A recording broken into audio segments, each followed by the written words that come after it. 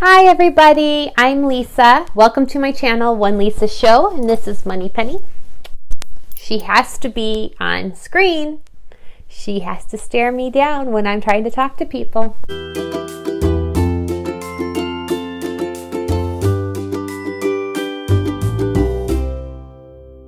Welcome, it's Friday Sews. Today's September 29th. I'm wearing my newest make, which I finally completed. Yes, Penny. Are we going to let them see it? She's shaking a bit. I don't know why. She's shaking a little bit. Nothing to do. So Penny is nervous about my stand. She's really nervous it's going to topple and fall on her. This is my latest make. It was finished, and last week when I showed it on my progress on my Friday Sews video, I only had the buttons left. So the buttons have been completed, and I used 10 buttons for this shirt. I probably could space them out, my buttons, a little bit more, but as you can see, there's a lot of buttons, but it does pattern match. This is the Deer & Doe Meliat, and it is the short sleeve version with the collar, the full collar. And I have one pocket. The fabric is from Minerva that I had in my stash for quite some time. I'm trying not to buy right now fabric, but it's very hard. And this is a Rosenhubel poplin, cotton poplin. And it's a great, for a blouse, like a button-down blouse like this, this is a great fabric. It's got some structure to it, but I actually like this. It's easy to iron, easy to wear, wash, and just, I really like those fun, bright prints. Penny keeps staring down the iPad on the stand, and it's the same stand I always use. I hope everybody in Florida is doing okay and along the coast. My boyfriend's family, he has some family that live out in Florida, and his mother was keeping us updated this week on their situations. I know that everything's kind of winding down, but hopefully everybody's okay. I'm specifically thinking of our sewing friends, Jen. I'm even thinking of Trish. I'm thinking of everybody that's in Florida and in the southern part of the East Coast. So I hope everybody's doing good, and look forward to getting an update for you guys, at least to know that everybody's safe and what's going on in your world. It's been It's been a long week. I didn't get much sewing done, as you can tell. This is it. This is all I've accomplished with buttons and buttonholes. But I do look forward to this weekend having a little more time on my hands. And I have taken some fabric, recently purchased fabric. It is a Joann's Pop Apparel print. It's a cotton print.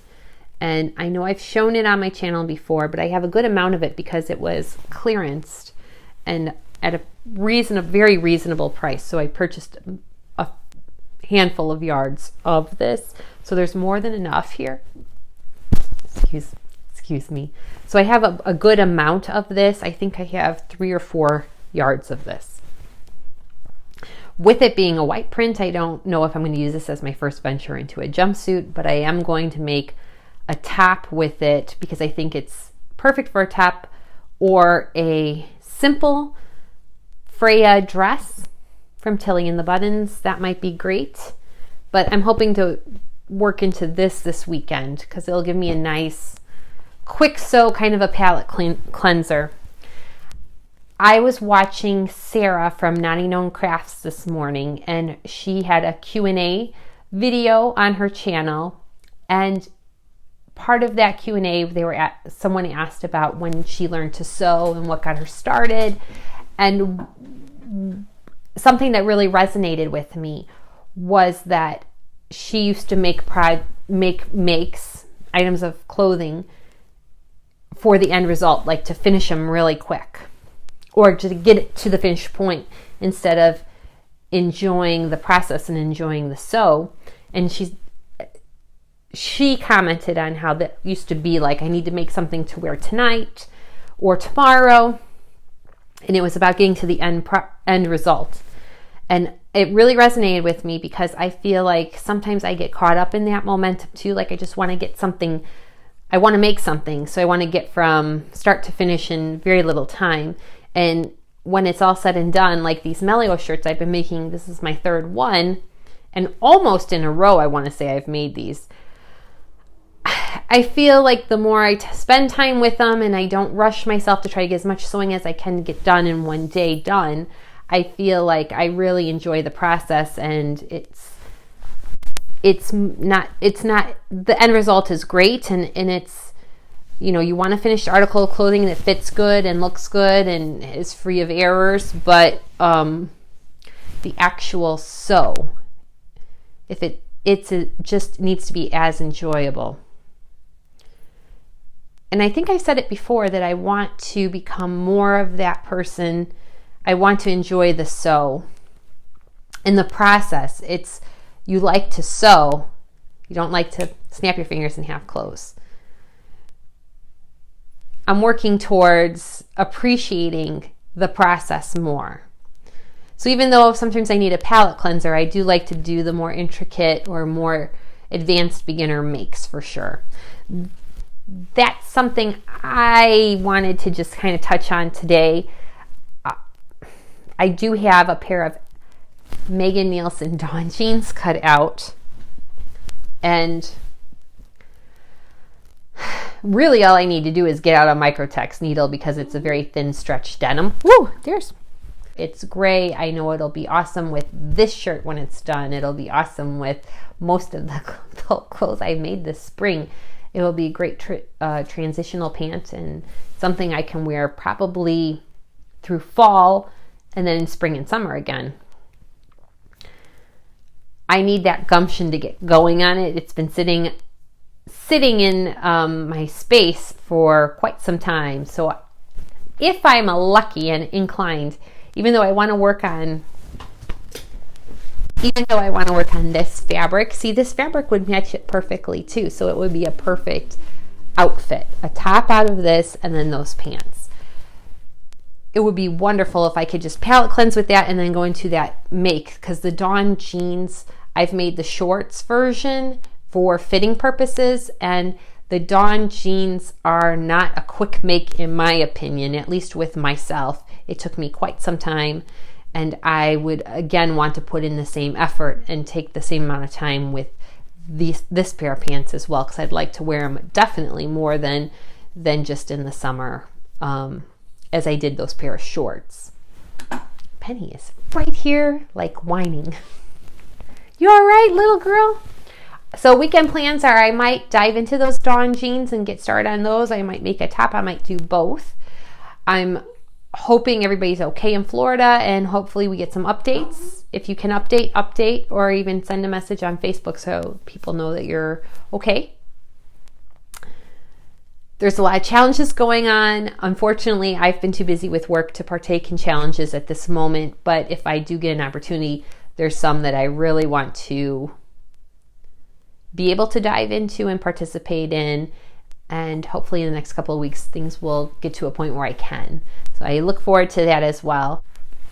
On the life front, I am going to divulge a little bit of what's going on in my world, and hopefully somebody can relate and have a comment they can give me to help. Sorry, I had an itch on my leg. I have noticed a fair amount of shedding lately, and I don't know what's going on. I did call today to try to get an appointment with my dermatologist so they can take a look at my scalp. I feel like it's full hairs, it's not breakage, but I'm definitely, a lot more is coming out than a significant amount more than what usually comes out in the shower or when I brush my hair. I've been bald. That's Penny. I've been bald. I've had my hair fall out before when I was in chemo, but I'm not in chemo anymore. And I've been told as you get older, your hair can thin. I've been somebody said you can lose your hair or have hair loss or shedding with shortly after you had COVID, and I had COVID this summer. And this has been going on a couple of weeks now, and It's not random. It is every time I run my fingers through my hair. It is every shower. I'm not aggressive with my scalp or my head. I do shampoo my hair often, but I haven't changed my routine. I haven't changed my shampoo. I have not necessarily changed. Penny, can I talk? I have not necessarily changed my diet. I just don't know what's going on. I'm hoping it's as simple as it is a thing I'm hoping someone can verify it is a thing. If you had COVID a couple of months later, you might have some hair shedding, but it's okay and it will come back. That's what my best case scenario is. I hope it's not a matter of this is an indication of something wrong with my blood or another function of my body that doesn't like what's going on and is rebelling, because I've had enough of that in my life that I'm done with that kind of stuff.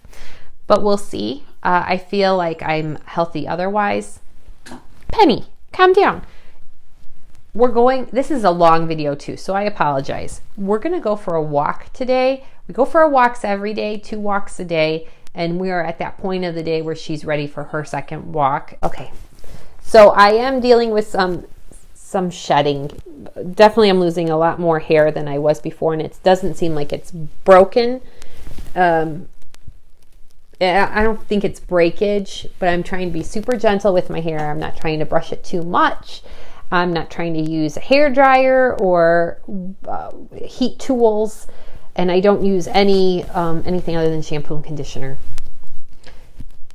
But we'll see what happens. We'll see what happens, and hopefully everything is a-okay, and this is a temporary situation for me. Worst case, I think I might go for a shorter bob cut like I had initially, but even go a little shorter from a couple of months ago. I hope you guys are having a good, safe time in your part of the world. Thank you so much for spending a couple of minutes with us on our chatty catch-up, and this one needs her walk, so that's what we're going to go do next. I hope you do something fun and creative this weekend. Bye.